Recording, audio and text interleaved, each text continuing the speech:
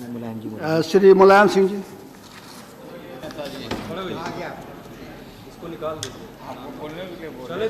हाँ, श्री मुलायम सिंह जी। अरे भाई क्या देखेगी जनता। सभापति उपाध्यक्ष महोदय, आपको बहुत बहुत धन्यवाद। आपने एक महत्वपूर्ण सवाल पर और मुद्दे पर हमें बोलने का अवसर दिया। ये हम लोग समाजवादियों ने स्वीकार किया हमेशा कि जाति समाज की गंदगी है। जितने जातियां हैं, जात के आधार पर पहचान हो, समाज की गंदगी है, स्वीकार करते हैं। लेकिन ये गंदगी कपड़े से छिपाने से नहीं जा सकती। इसकी सफाई के लिए संविधान में शैक्षिक और सामाजिक आधार पर जो बहुत छोटी जातियां हैं, कमज़ोर हैं, इनकी संख्या भी कम है, उन जातियों को भी आगे लाने के लिए शैक्षिक और सामाजिक आधार पर विशेष अवसर देने की नीति, उनको आरक्षण देने की नीति बनाने का अवसर दिया है संविधान निर्माताओं ने। तो सभापति जी, हम आपसे कहना चाहते हैं कि आज ऐसी बहुत सी जातियां हैं, हमने क्यों जात के आधार पर जनगणना करने का आप लोगों पर दबाव दिया, फैसला किया, मांग की, पूरा सदन तैयार हुआ, सहमत हो गया। क्योंकि ऐसी बहुत सारी जातियां हैं सभापति जी जिनको कोई अभी पहचान ही नहीं। इसके लिए हमने पहली बार उत्तर प्रदेश में कदम उठाया था। ये जातियां हैं राजभर, निषाद, प्रजापति, मल्लाह, कहार, कश्यप, कुम्हार, धीवर, बिंद, भर, केवट, ढीवर, बाथम, मछुआरे, माझी, तुरहा, गौड़। ये लगभग 17 जातियां ऐसी हैं जिनके बारे में हमने देखा कि उत्तर प्रदेश की कोई पहचान नहीं और कहीं किसी तरह से नौकरियों में या विधानसभाओं, लोकसभा में कहीं भी इनका खास कोई महत्व नहीं है। तो हमने एक कदम उठाया था। वो कदम नहीं उस पर जाना चाहेंगे कि उनको सजा मिल गई थी, नौकरियां मिली और आज भी कुछ नौकरियां करने वाले हैं। लेकिन दूसरी सरकार आई उन 17 जातियों को ख़त्म करना, और दिल्ली सरकार को हमने प्रस्ताव भेजा विधानसभा का। अब तो पहली मांग हमारी ये है कि जात के आधार पर इसे हमने आपके सामने रखा कि जातियों की पहचान हो। ये छोटी छोटी संख्या वाले जातियां हैं, गरीब भी हैं और बहुत पीछे रह गए हैं। चौहान भी हम मानते हैं, ये तो विरोधी हमारा बैठा, लेकिन चौहान मानते हैं, चौहान को भी शामिल कर रहे हैं। तो ये ऐसी जातियां हैं जिनकी पहचान नहीं है। इसलिए हम लोगों ने जात के आधार पर आपसे मांग की थी, और इसलिए भी की थी कि आखिर जब आरक्षण हो ही गया, मंडल आयोग सब कुछ हुआ है और जात के आधार पर ही आरक्षण हुआ है, तो जात के आधार पर एक बार सदन ये मान चुका है, तो केवल हम ये चाहते हैं कि अभी जनगणना हो रही है और इस जनगणना में इतनी सहूलियत, इतनी सुविधा है कि एक खाना केवल बन जाएगा। जो ये कहते हैं कि बड़ी मुश्किल होगी, हमने वरिष्ठ अधिकारियों से बात की है, वरिष्ठ अधिकारी कह रहे कोई इसमें मुश्किल नहीं है, एक खाना अलग हो जाएगा, उसमें जात लिखी जाएगी। तो जातियों के बारे में पता तो चले, कितनी कमज़ोर, कम संख्या वाली जातियां हैं, उनकी स्थिति क्या है। जब जनगणना में शिक्षा के बारे में, घर के बारे में, मकान के बारे में, खेती के बारे में, आर्थिक बारे में सब कुछ जानकारी की जाए, तो ये जो ताल तलैया सब हो रहा है, पेड़ पौधे हो रहे हैं, नाले हो रहे हैं, उनको लिखा जा रहा है। तो एक जात के खेदे में सरकार को आपत्ति नहीं होना चाहिए और स्वीकार कर लेना चाहिए। ये हमारा आधार है और तर्क है। दूसरा, जात बगैर जनगणना करने से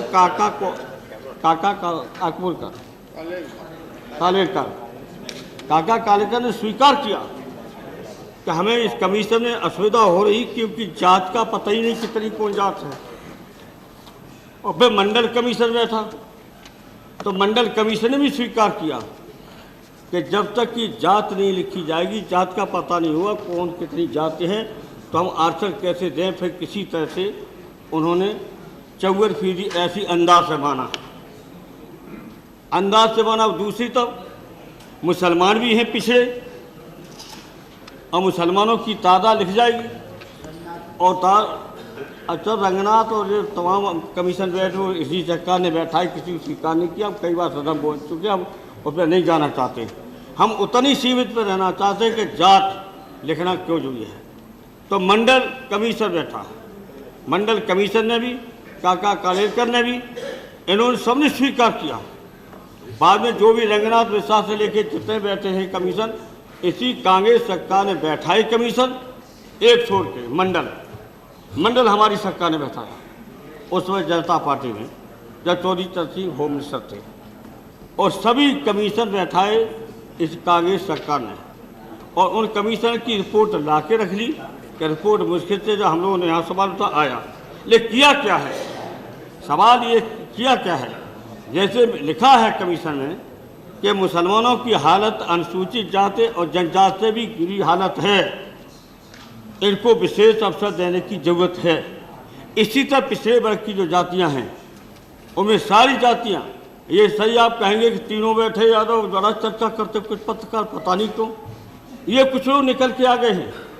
लेकिन अन्य जातियों को में बस्ती में और खुद रायबरेली में और प्रतापगढ़ में चल के देखिए कि वहाँ पर कुर्मी, यादव या कुशवा, काची, इनकी हालत क्या है। कहीं देख लीजिए, केवल रायबरेली में देख लो, चल के प्रतापगढ़ में देख लो, सुल्तानपुर में देख लो, बस्ती में देख लो, जनपद में उत्तर प्रदेश के जिले बता रहे, इतनी हालत खराब है। तो उनकी हालत खराब जब जातवार लिखा जाएगा तो पता चलेगा कितनी जाति की हालत खराब है। इनको आगे बढ़ाने का क्या सरकार काम करे और करना चाहिए, सोचना पड़ेगा। यहाँ 3 तस्वीरें देख ली, लालू जी, मुलायम सिंह, शरद यादव आगे बढ़ गए। ये तो जनता ने किसी तरह बढ़ा दिया है, लेकिन समाज में ये हालत है आज। इस समाज को मैंने क्यों कहा गंदगी है, चाहे कितना पढ़ा लिखा गृह मंत्री जी दलित समाज का किसी के दरवाजे पर जाए या अफसर भी हो जाए, तो जितनी ऊंची जात के अफसर की इज्जत समाज में है, गांव में जाए तो वहाँ है, उतनी उस अफसर की नहीं है। ये संस्कार हैं, इस संस्कारों को मिटाने के लिए या तो जात पात खत्म कर दो या फिर विशेष सुविधा दो, 2 ही उपाय हैं। इसलिए मैंने शुरू में ही कहा कि समाज की गंदगी, इसको दूर करने के लिए आपको बहुत कुछ करना पड़ेगा और स्वीकारना पड़ेगा। जब ओबीसी का आरक्षण हुआ तो सर्वोच्च न्यायालय ने भी यही कहा, इंदिरा साहनी केस में भी यही कहा कि जातिवार जनगणना के लिए कहा गया। अब सोचिए, इस उपाध्याय पर बहुत सदन को नहीं पता होगा, सुप्रीम कोर्ट ने कहा है कि जात के आधार पर जब तक जनगणना नहीं होगी, जब मंडल आयोग के संबंध में जब ये इंदिरा साहनी केस चला तो सुप्रीम कोर्ट ने भी कहा कि जात की गणना जब तक नहीं होगी, कितनी कितनी जात है, तो इससे फैसला करना भी बड़ा मुश्किल हो रहा है। तो इसी तरह अभी शिक्षण संस्थाओं में आरक्षण हुआ। अब शिक्षण संस्थाओं में बहुत मुश्किल है। शिक्षा क्षेत्र में हम बहुत जुड़े रहे, आज भी जुड़े हैं, आज भी बड़े बड़े कॉलेज हैं। अब हमने अपने दूसरे भाई को दे दिया, वो चला रहा, पीजी कॉलेज है, हमारे गांव मेडिकल कॉलेज हम देख रहे हैं। तो ये आज स्थिति है कि इन जातियों का अभी तक संख्या नहीं है नौकरियों में, और इसे नहीं कभी पता नहीं कि कितनी कौन जाति है। तो अंदाजा हिंदुस्तान की सरकारें चल रही हैं ऐसे ही, अभी तक कोई बता दे, हम स्पष्ट करेंगे हमारी नीति थी। अभी महिला की बात चल रही थी, महिलाओं को आगे बढ़ाने के लिए हमें BA तक की शिक्षा मुफ्त की, फ्री की एजुकेशन, और 20,000 रुपया उनको कन्या विद्या धन के नाम पर दिया और वजीफा अलग दिया। हिसाब लगाया तो 2,000 रुपये कम से कम महीना लड़कियों को जो मिला है, उन्हें पढ़ने के आगे के भेजा है। और कुछ कार्यों में ऐसी हालत हो गई कि लड़कियों की तादाद ज़्यादा और लड़कों की तादाद कम। हम अपने यहाँ कहना चाहते हैं, PG कॉलेज है, MA BA और MA क्लासेस में लड़कियों की तादाद ज़्यादा और लड़कों की तादाद कम। ये जब आई उत्तर प्रदेश सरकार सारी सुविधा समाप्त, तो लड़कों की तादाद ज़्यादा और लड़कियों की रह गई 25 और 30 फीसदी।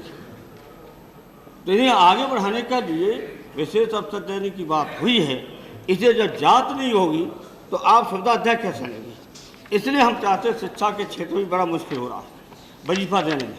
अब वजीफा देने के लिए कहाँ जाना पड़ता है लड़के को, तहसील में लिखाना, लेखपाल पे लिखाना, एडीएम पे लिखाना, और चारों तरफ लिखा के लाए तो जितना वजीफा मिलेगा तो रसीद नहीं चला जाएगा, किराए भाड़े में चला जाएगा।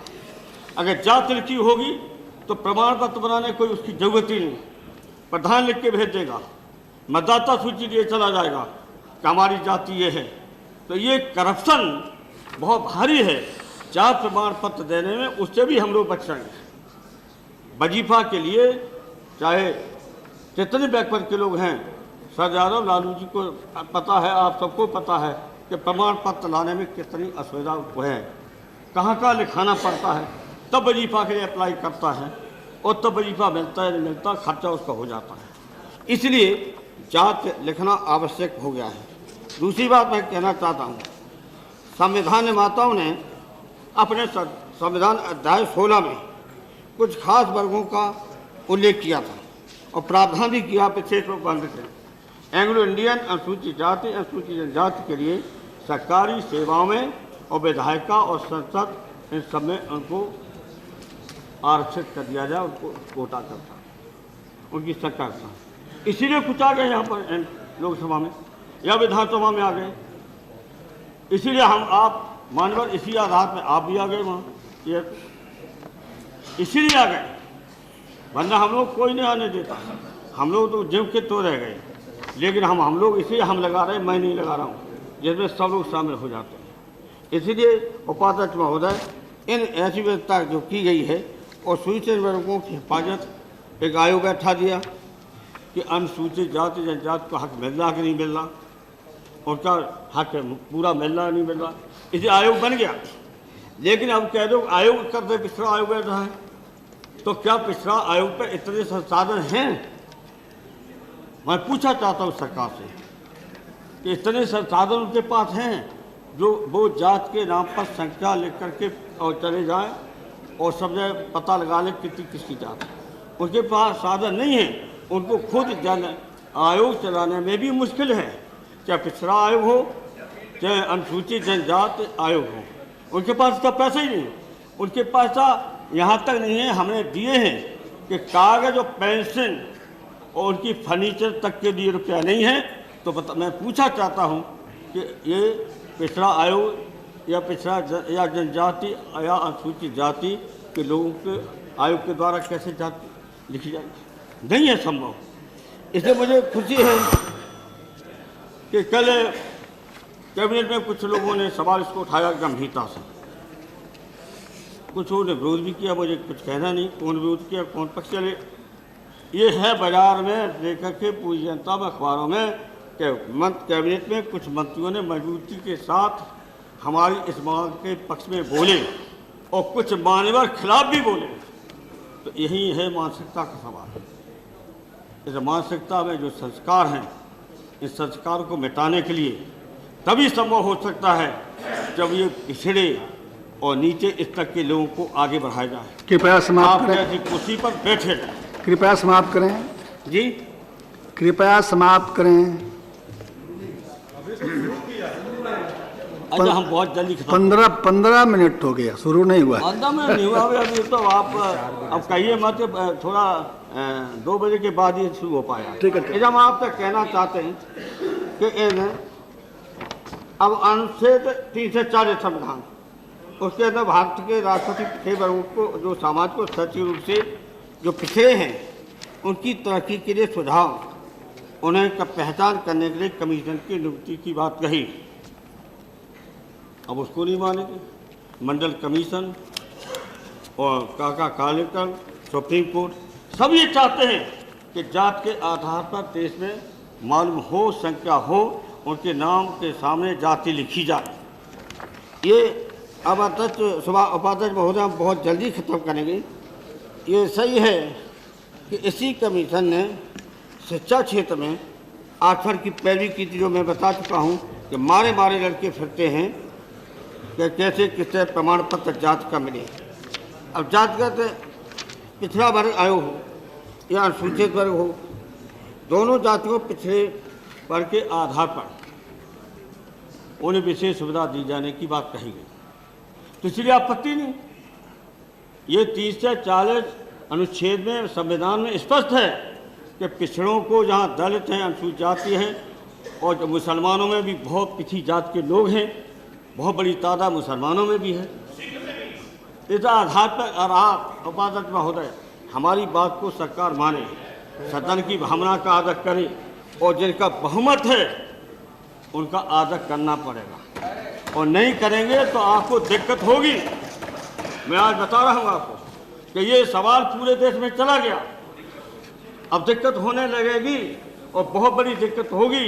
अब गांव-गांव चौपा नेता सदन आप ही अच्छी तरह समझते, गांव-गांव चौपालों में चर्चा हो चुकी है।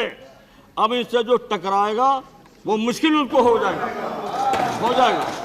जो नारा हमारा पुराना था, कृपया समाप्त करें। तो इसलिए हम आपको कहना चाहते हैं कि इसको सहज स्वीकार कीजिए। हमें खुशी है कि ऊंची जात के लोगों ने अनुसूचित जात और जनजात का आरक्षण स्वीकार किया सहज, और मंडल कमीशन की सिफारिशें भी सहज की सब जातियों। इसलिए हम चाहते हैं कि जात के आधार पर नहीं, हम विशेषकर ऊंची जात के लोगों से कहना चाहते हैं कि इसको सबसे ज़्यादा अगुवाई आपको करना चाहिए। हम लोगों ने मजबूरी में इसलिए किया है कि इस सवाल को उठाने के लिए हिम्मत नहीं किसी की थी, कोई कहने को तैयार नहीं था, इसलिए हम लोगों ने ये सवाल को उठाया है।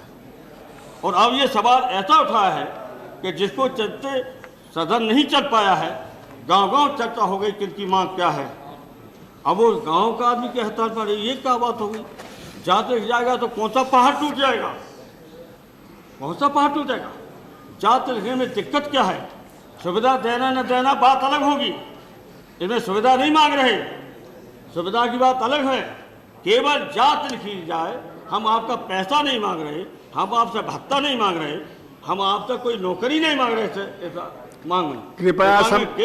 कृपया समाप्त करें। अरे 2 मिनट दे दिए सभापति जी, 20 मिनट हो गए। ऐसा अवसर बार बार नहीं आएगा।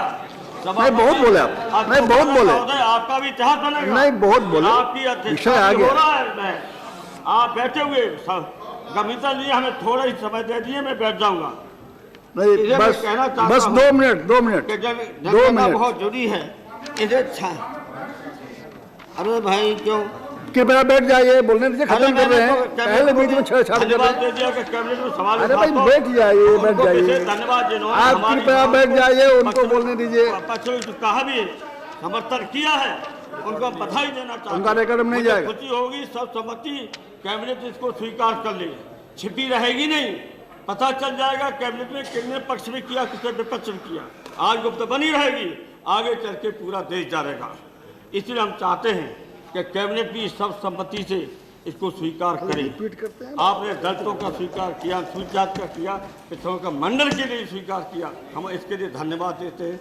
जो भी सरकारें रही, हमारी रही चाहे आपकी रही, हमारी सरकार मंडल में बैठा था, मंडल कमीशन तो हमारी सरकार में बैठा था, और इसे वो इतना जोर पकड़ा पिछड़ों ने।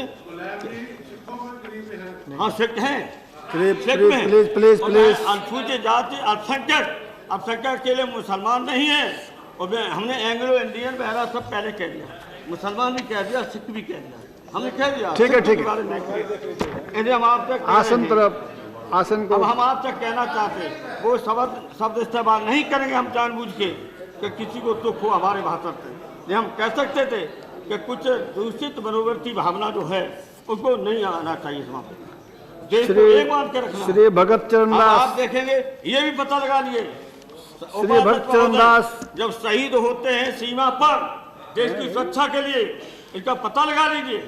हम जहाँ से आए हैं, मुझे गर्व है कि 11 में 9 इन्हीं लोगों के लोग शहीद। कृपया बैठ जाइए। मुलायम सिंह जी, आप पुराने आदमी हैं। गाजीपुर में भी इसी तरह की हालत है, वो भी 12। माननीय मुलायम सिंह जी, आप पुराने आदमी हैं, समय की कुछ व्यवस्था देखिए। लड़ना पड़ता है, बैठ जाइए। लड़ने जाते हैं, अफसर नहीं है, लेकिन सामने गोली चलाने वाले, देश की रक्षा, सीमा की रक्षा करने वाले यही वर्ग हैं। इसलिए मैं कहना चाहता हूं, कृपया बैठ जाइए। हो गया बैठ जाइए, नहीं बैठ जाइए, एक मिनट दे दिए। तो इसलिए बैठ जाइए कि आबादी कितनी है, किसकी है, और पिछड़ों की कितनी है, कितनी किसकी है, इससे कोई मतभेद नहीं होगा। कोई ऐसे आपके सामने समस्या नहीं होगी। अब ना हक मांगने का अधिकार है, राज मांग रहे। इसे उपाध्यक्ष महोदय, आप ऐतिहासिक अवसर पर आज अध्यक्षता कर रहे हैं, इसलिए हम चाहते हैं कि एक कॉलम बनाकर उस जात के आगे पीछे अल्पसंख्यक सूचकांक लिख देना बहुत आसान है। इसे पिछड़ों को बाद में हक के लिए भी एक आवश्यक है ये लिखना जात। इन्हीं शब्दों के साथ मैं धन्यवाद धन्यवाद धन्यवाद पूरा सहमत होगा और एक हमारे भक्त चरण दास, धन्यवाद। श्री भक्त चरण दास।